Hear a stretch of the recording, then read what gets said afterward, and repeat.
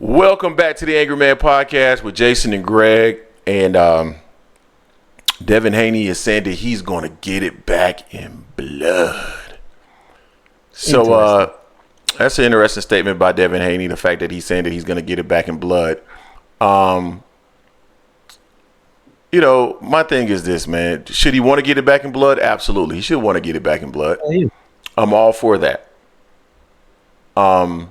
And he's talking about I think it was on MMA Hour. He was talking about this, he's looking to wait for the rematch versus Ryan Garcia. So, of course, he's giving up his WBC belt, as many of you already know.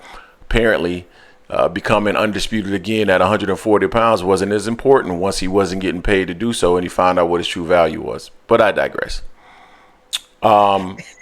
He said, yeah, he wants to get it back in blood, and as a fighter, he should, right? One thing I do not question about Devin is I think Devin has heart in the ring. Like, he got knocked down 3 times. He kept getting back up. So I don't doubt when he says he wants to get it back in blood. And that's commendable. Like, you should always want to get it back in blood. That's old school style right there. You want to get it back in blood. Yeah. However, when you hear him talk, he talks about he wants to get it back in blood both in and out of the ring. Well, what does that mean? I'm going to tell you how I interpret that, Jay. He started talking about how people have commended him for being a great businessman as well. I don't know how that's the case because your fight was only $2.4 million. That's all they bid it. So couldn't have been too great.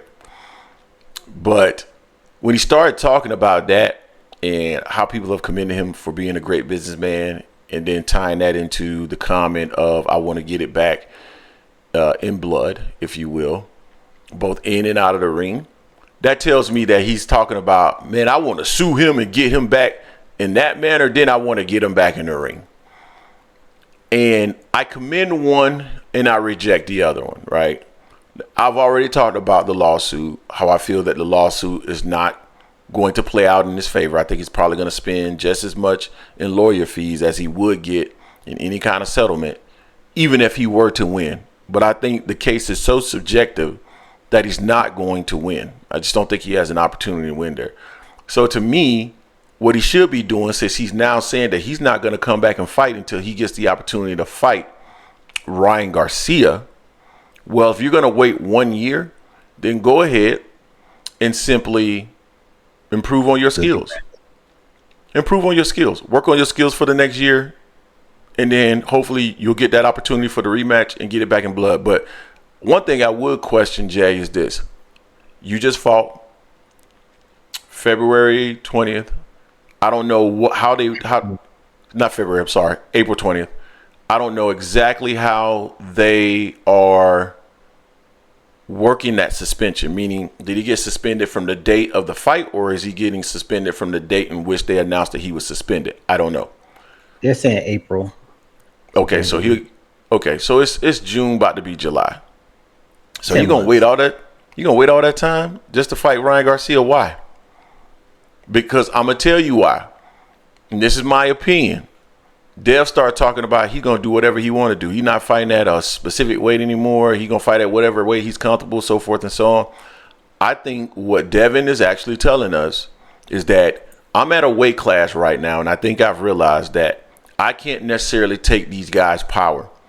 So I'm going to selectively choose between guys that are at 140 and 147 that I think that I can beat that may not have the pop, and I'm going to fight them. And that's how I'm going to move from here on out. That's how I saw that comment. Could be wrong, but that's how I saw that comment. But we'll see what ends up happening. Jay, what's your thoughts on Mr. Get It Back in Blood? He coming for Ryan Garcia, fam. I mean, that sounds good. That interview should have been immediately afterwards. Immediately after, especially once he did an interview with ESPN after it popped, that found out that Ryan popped positive. That would have been my immediate reaction to that. Even after the fight, I'm like, oh yeah, I got my butt kicked.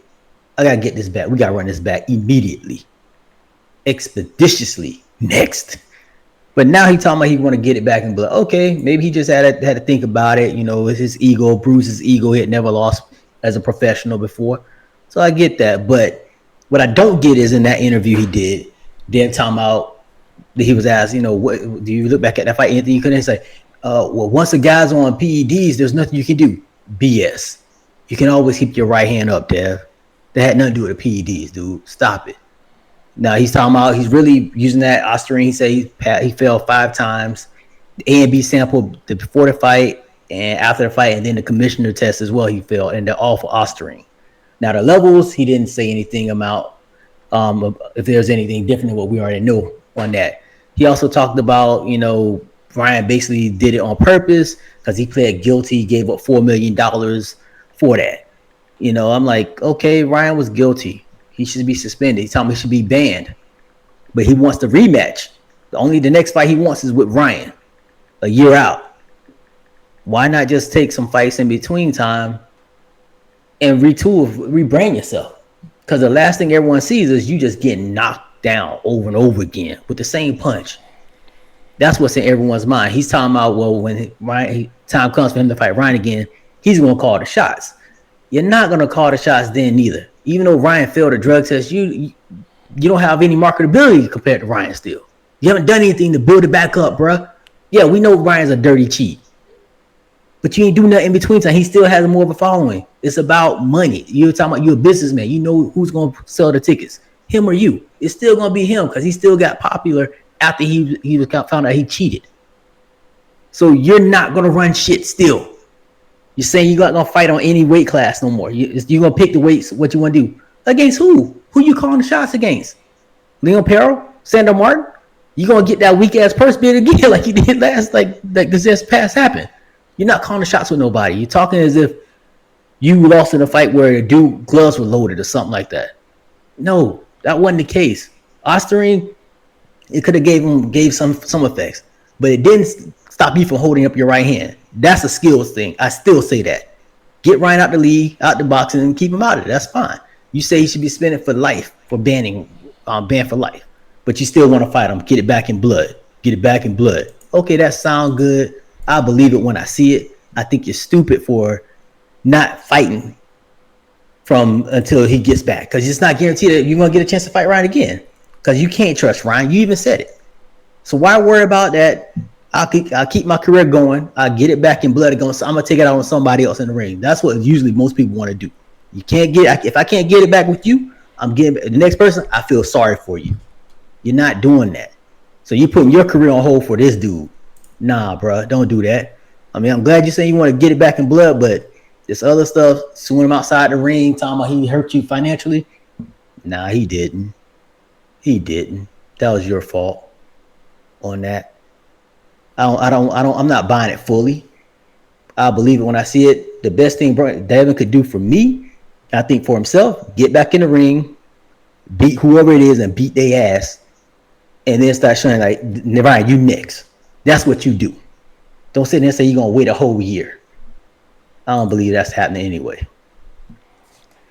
Yep, we'll see what ends up happening.